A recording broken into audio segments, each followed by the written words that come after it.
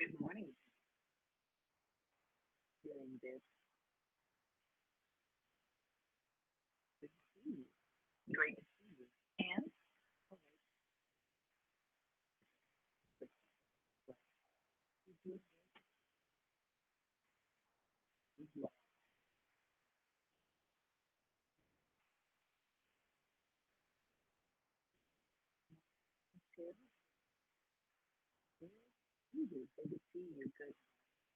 Miss Jane from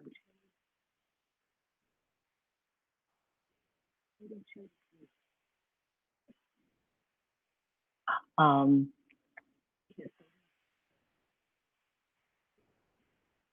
doing? Just trying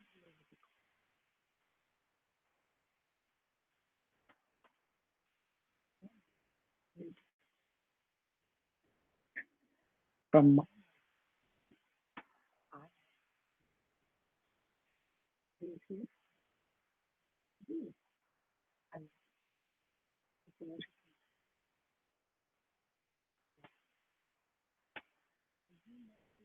Okay, Kelly. Just see. Check. Can you hear me okay? How's that? You can hear me. Sound is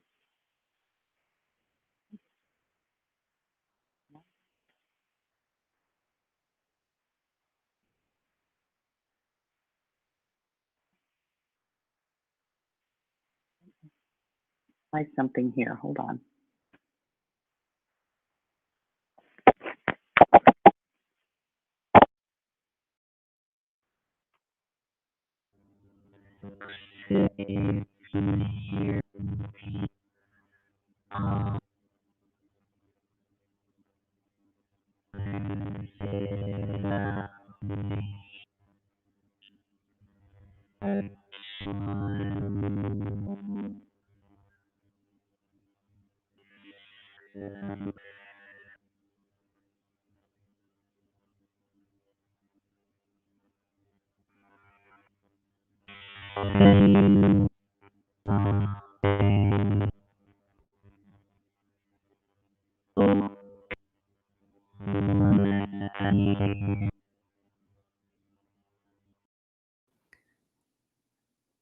Okay, and this is not any better.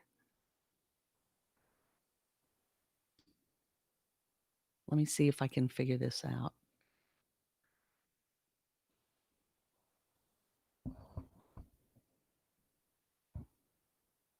All right, guys, so I'm testing and I'm testing 1, 2. How are we doing on the live here? Okay. All right. Well, that worked. Okay. So now it's better. Good morning, Stephanie. Good to see you, my friend. How are you? Now it's better. Don't know what happened. It's fine now. Okay, Jane. Thank you. Good to know. You can hear me clearly. Great. Okay. All right, great. Well, good to know. I'm going to start the live broadcast here on Instagram. And so we can get started. Let me, this is the beauty of live video.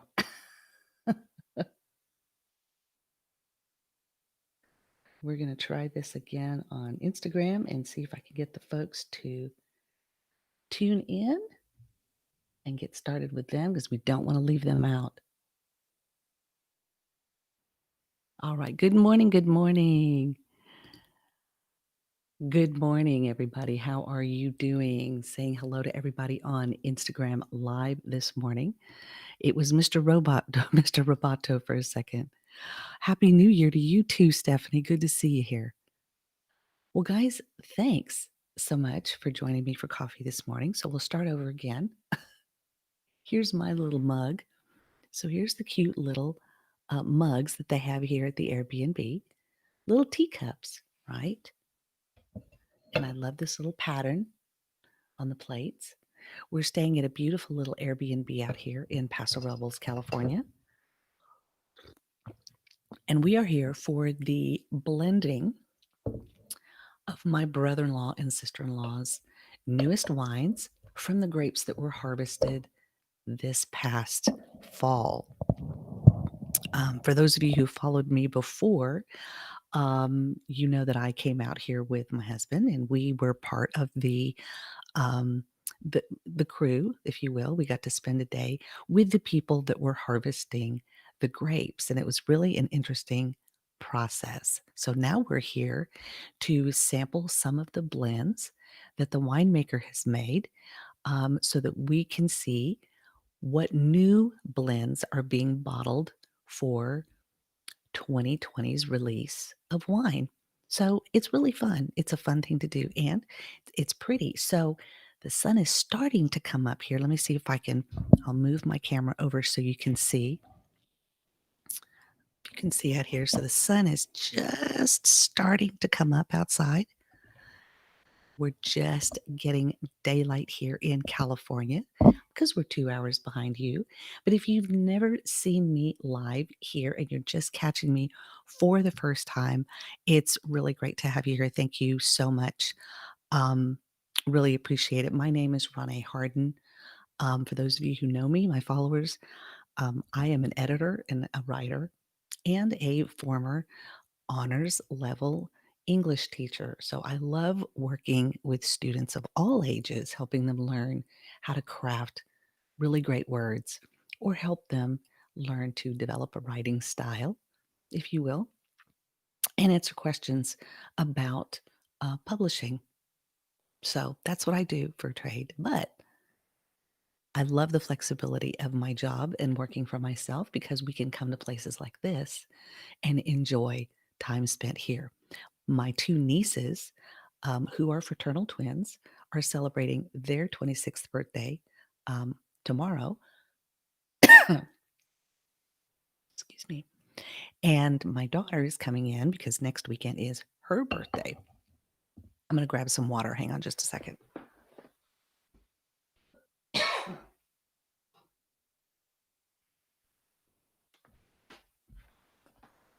Always have to have some water.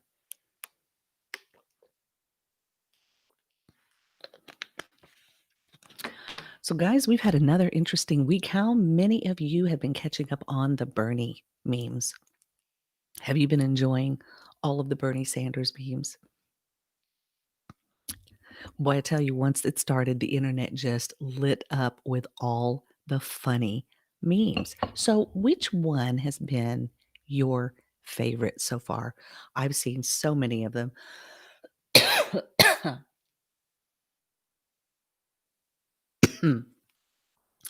Have had so many fun ones to see. Of course, the one where he was photoshopped into Friends, Breakfast Club, Schitt's Creek, um, and more importantly, a lot of my Nashville friends will know we've been having fun of our own with some of the ones that he's been photoshopped into for Nashville iconic scenes and places.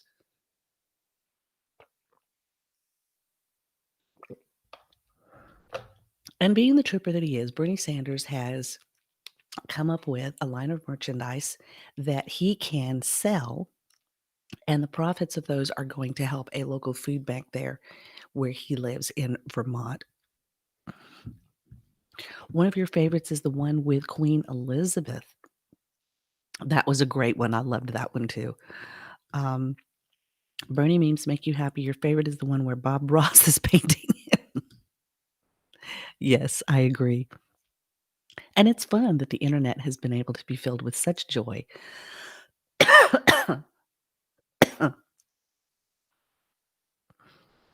Why is this happening on live?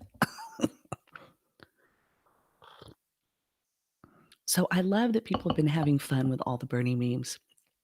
And as we've gotten into this first week of transitioning a power and things switching over with our government, it's been quite an ordeal. Seeing some of these people and seeing things that have happened, it's been pretty tough. Yeah, nobody puts Bernie in the corner. That's a good one. Good morning, Theresa. Good to see you. So, more importantly, how are you doing? How has this week been helping you? I'll be right back. Hang on just a second.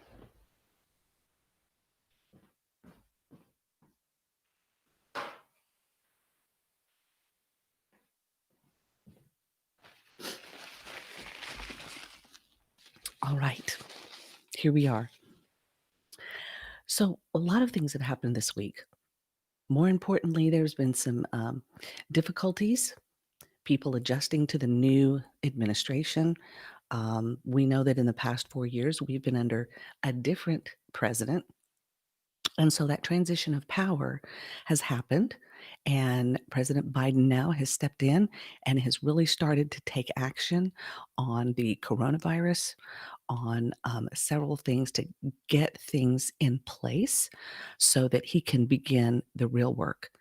And that's tough for any president trying to come in and pick up the reins. I don't know about you, but if you've ever transitioned jobs and you've had to step into a job that someone else did, whether it was that person did it well or didn't do it well, coming into a new job is difficult. Making sure that you have a supportive team of people around you to transition to a new job is really important. So you are doing great, Kelly. With the new administration in place, you feel a weight lifted. Bernie's sense of style. Hey, Darla. Bernie's sense of style was so Bernie and so authentic. You love that about him. Yes. And what I love too is his response to all of the memes. Hey, Thelma, good morning, my friend. So it's been so much fun to watch how he's responded to all of this. He's not uh, trying to self-aggrandize or make himself any bigger. He's done it in true Bernie fashion and made sure that all of the accolades that he's been getting from this meme are used for good purpose, right? The school teacher who made the mittens for him, bless her heart, she said her Gmail account has almost crashed because of the influx of orders that she's getting for her wonderful mittens. Hello, Kelsey. How are you doing, my friend? So, I don't know about you, but yes, I too feel a big weight has been lifted off our shoulders. And regardless of your political leanings, we now have a new administration in place, and it is our job to pray for the president. It's our job to try to get behind our local state officials, right? And get involved. That's the best way is for you to get involved on the state level and really help, and also on the national level. Strangely, you've been sleeping through the night ever since Inauguration Day. That has been, I agree, Sherry. That has really been the consensus of a lot of people. They've noticed their anxiety levels going down. They've noticed that they just feel a weight lifted off their shoulders, right? The tension felt every day of not knowing when the hammer was going to drop. But guys, we're here. We're here. And we're having coffee together. And so I just want to take a moment this morning to honor and recognize two people that we've lost. One, the sports great, Hank Aaron. You know me, I'm not a big sports girl. I don't know a lot about baseball, but I do know that Hank Aaron was one of the greats. I look forward to learning more about him, but he passed this week. Also, and I believe this was last night, somebody can correct me if I'm wrong, but we lost Larry King at the age of 87. Larry King, known in the broadcasting world as one of the greats in radio. He broke a lot of boundaries with his style of interviewing. And so Larry King has passed. So we're going to honor and acknowledge those greats who we've lost. Yes, Darla. Yes, you and I both have talked about this many of times. Relief. Relief. And now the tough job ahead is for President Biden to really start getting some work done. And I believe he's been doing that. He's working hard on trying to get his cabinet positions filled with the people who are going to be helping him lead this administration and start getting some things done about what it takes to become an award winning writer. How many of you really paid attention to and noticed the young lady who read the inaugural poem, Amanda Gorman? There's been all the rage about Amanda's poem, The Hill We Climb. She's become the youngest inaugural poet ever to have that privilege. So, Amanda Gorman is 22. She lives in Los Angeles. She is the Youth Poet Laureate of Los Angeles, the first National Youth Poet Laureate, and Harvard graduate. She was invited to speak at the inauguration by Dr. Jill Biden, and um, First Lady Biden had seen Amanda do a reading at the Library of Congress. You know, I've spoken about the Library of Congress before. I spoke about it last weekend. What a beautiful building it is. And so Dr. Biden had seen Amanda read at the Library of Congress and asked her. So she didn't tell her or give her any direction on what to say or what to read. She just wanted her to do something that contributed to the themes, the event's theme, which was America United. As we've all read, or maybe you haven't read or learned, that about halfway through finishing this piece was when the January 6th insurrection happened. And this young lady changed direction and rewrote her poem. So she ended up staying late following the unprecedented attack and finished the piece, The Hill We Climb, that night. Imagine what a what a monumental mark that was for her, that she was moved to write this piece after the insurrection happened. So here's what she told the Times. She said, "We have to confront these realities if we're going to move forward. So that's an important touchstone of the poem. There is space for grief and honor and hope and unity. And I also hope that there is a breath of for joy in the poem, because I do think we have a lot to celebrate at this inauguration." Hello, Betsy. How are you doing, my friend? Thanks for popping in for a minute. It's good to have you here. So, Amanda Gorman drew a lot of inspiration from speeches the previous American leaders have made during other historic times. During her reading, Gorman wore a ring from a cage with a caged bird, a gift from Oprah for the occasion, and tribute to symbolize Maya Angelou, another inaugural poet. So, what do we mean by poet laureate? What exactly is a poet laureate?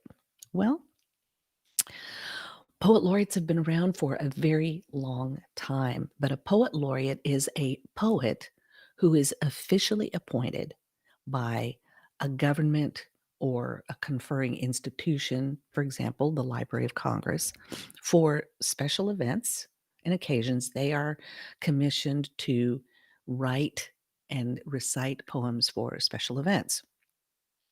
Albertino Musato of Padua and Francesco Petrarca, as we know by the name Petrarch, now part of Italy, were the first ones to be crowned poet laureates after the classical age. This was 1315 to about 1342. In Britain, the term dates from the appointment of Bernard Andre by Henry VII of England. The Royal Office of Poet Laureate in England dates from the appointment of John Dryden in 1668.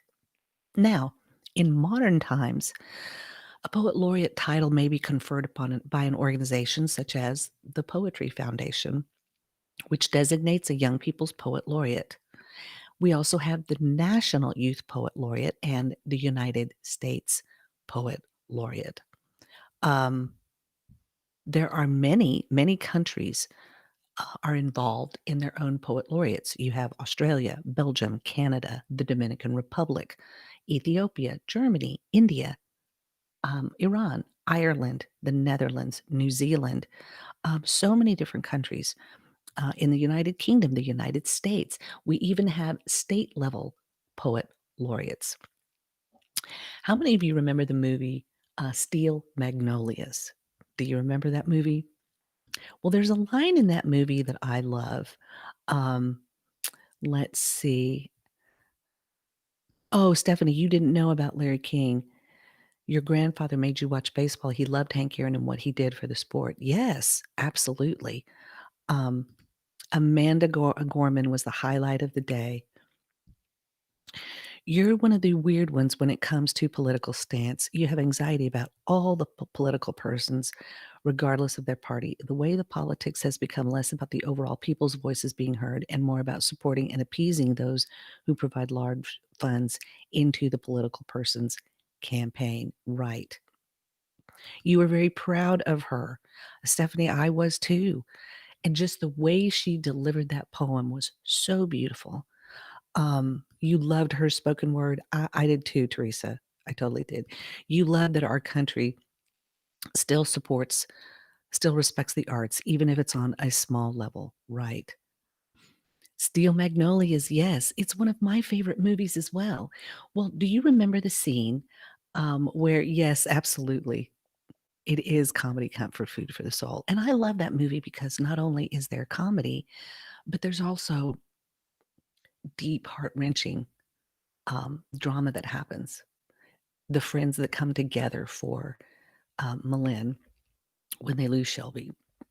But do you remember the scene when they are in the beauty shop getting their hair done and they talk about Malin's husband and, says, well, Drum always said an ounce of prevention is worth a pound of manure. And Malin turns and says, the poet laureate of Dogwood Lane, right? So that comment was made because usually people who say profound things or write profound words are described as poet laureates, right? And so the poet laureates have been around for a very long time. In ancient Greece, the laurel was used to form a crown or wreath of honor for poets and heroes. And the custom goes back all the way to the ancient myth of Daphne and Apollo. So, because the Renaissance figures who were attempting to revive the classical tradition lacked detailed knowledge of the Roman precedent, they were attempted to emulate and take on those kinds of traits from previous leaders. Steel Magnolias is a Southern staple. And I don't think there's ever been a better depiction of the grief that one feels when they lose a loved one, like Sally Field. I think she embodied that grief, and I think she displayed it in such a raw manner, but in such a way that we all can relate. We all can relate to that heartfelt sadness in losing a loved one. We've lost a lot of people due to coronavirus. That kind of grief and sadness has been with a lot of families who've lost loved ones during this coronavirus pandemic. So Amanda Gorman, in writing her story and in writing her poem, and I love the text. It says, when day comes, we ask ourselves, where can we find light in this never-ending shade? The loss we carry, a sea we must wade. We braved the belly of the beast. We've learned that quiet isn't always peace, and the norms and notions of what just is isn't always justice. I love her use of wordplay. The alliteration, we braved the belly of the beast, and the notions of what just isn't always justice. I love that wordplay.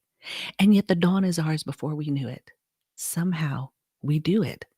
Somehow we weathered and witnessed a nation that isn't broken, but simply unfinished. I loved that. We, the successors of a country and a time where a skinny black girl, descended from slaves and raised by a single mother, can dream of becoming president only to find herself reciting for one. And yes, we are far from polished, far from pristine, but that doesn't mean we are striving to form a union that is perfect. We are striving to forge our union with purpose, to compose a country committed to all cultures, colors, characters, and conditions of man. Once again, the use of alliteration. To compose a country committed to all cultures, colors, characters, and conditions of man. And so we lift our gaze, not to what stands between us, but what stands before us. We close the divide because we know to put our future first. We must first put our differences aside.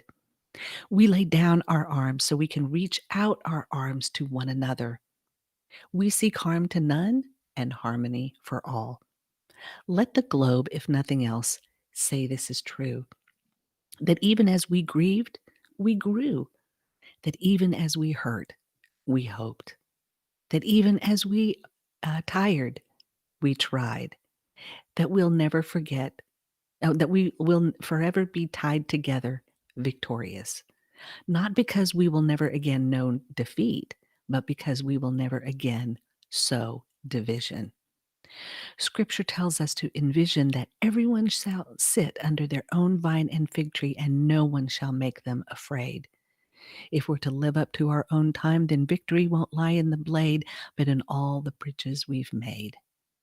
That is the promise to Glade, the hill we climb, if only we dare.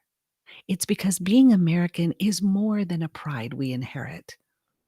It's the past we step into and how we repair it. We've seen a force that would shatter our nation rather than share it, would destroy our country if it meant delaying democracy. And this effort very nearly succeeded. But while democracy can be periodically delayed, it can never be permanently defeated. In this truth, in this faith we trust, for while we have our eyes on the future, history has its eyes on us. This is the era of just redemption. We feared at its inception. We did not feel prepared to be the heirs of such a terrifying hour. But within it, we found the power to author a new chapter, to offer hope and laughter to ourselves. So while once we asked, how could we possibly prevail over catastrophe? Now we assert, how could catastrophe possibly prevail over us? We will not march back to what was, but move to what shall be, a country that is bruised but whole, benevolent but bold, fierce and free. We will not be turned around or interrupted by intimidation because we know our inaction and inertia will be the inheritance of the next generation, become the future. Our blunders become their burdens, but one thing is certain: if we merge mercy with might and might with right, then love becomes our legacy and change our children's birthright. So let us leave behind a country better than the one we were left. Every breath from my bronze pounded chest, we will raise this wounded world into a wondrous one. We will rise from the golden hills of the West.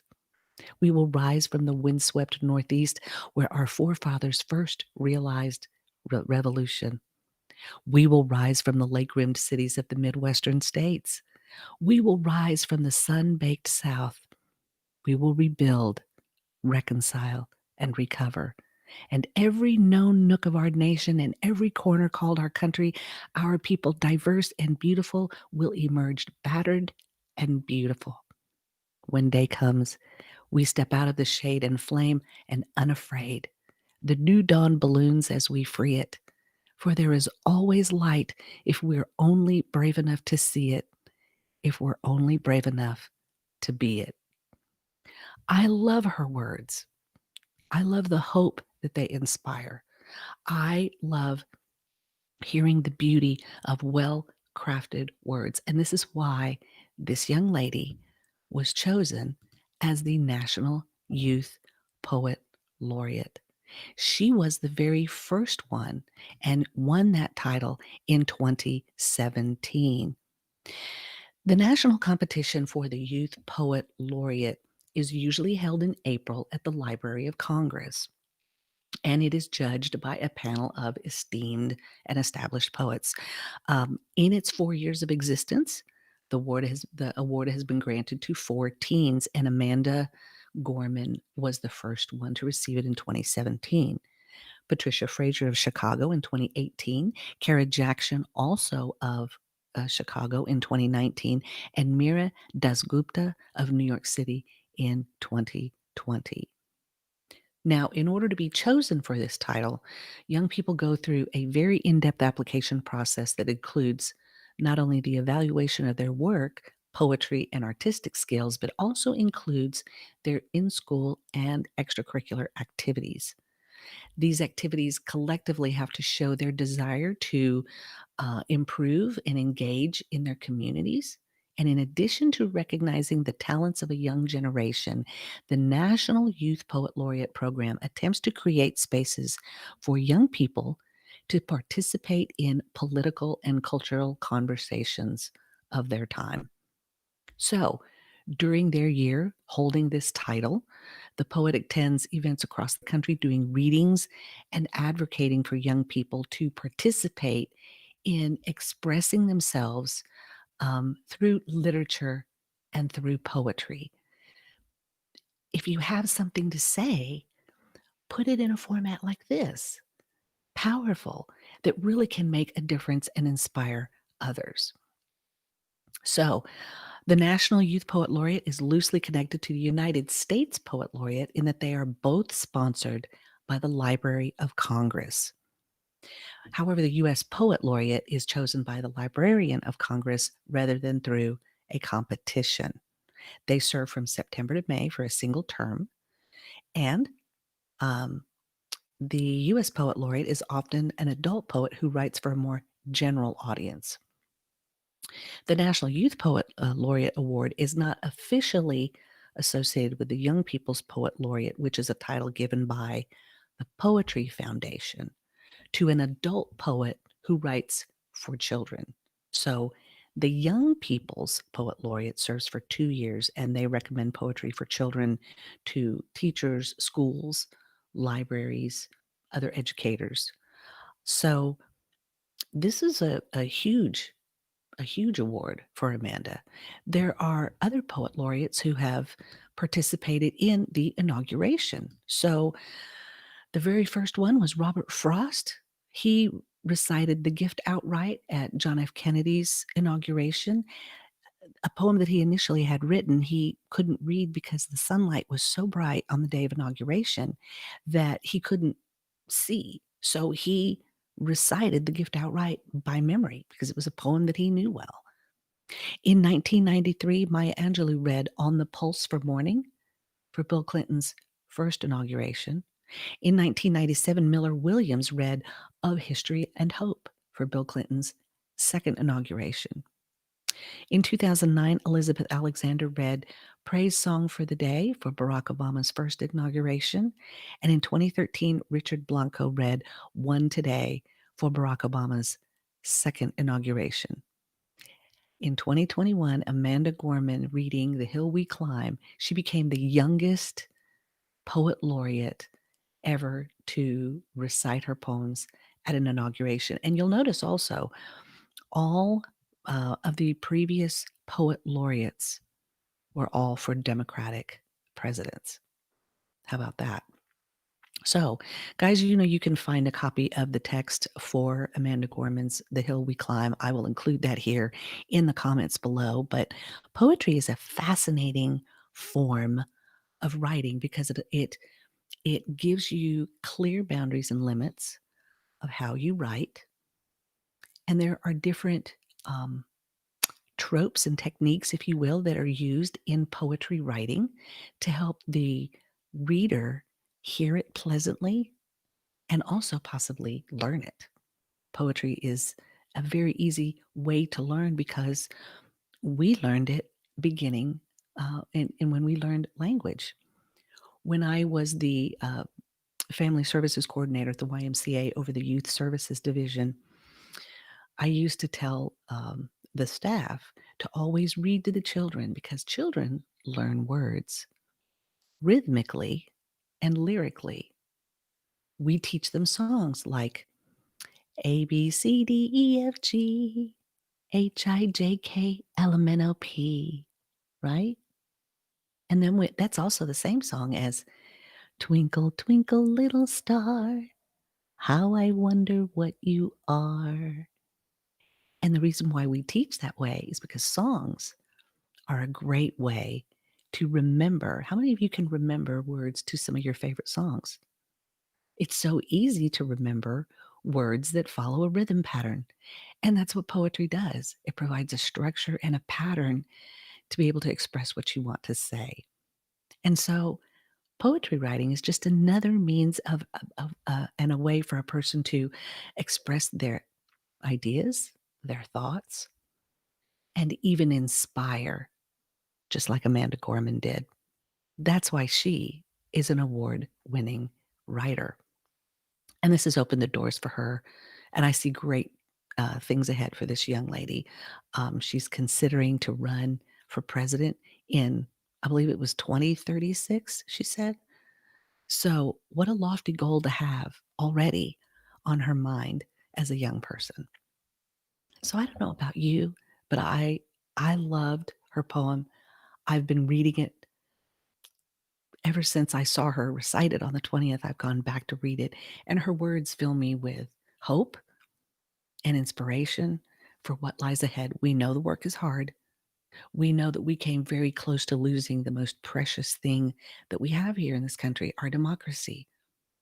If you ever want to know what it's like living somewhere else, go out of the country.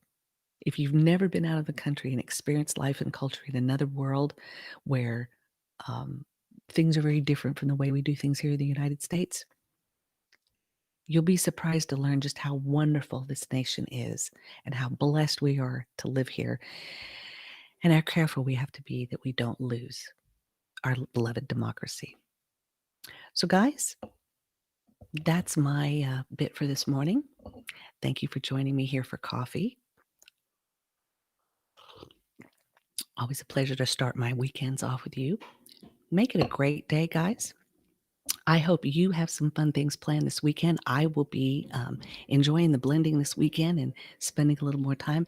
And I'll be back here next Saturday, still here in California, but can't wait to share more with you about what's going on out here on the West Coast side.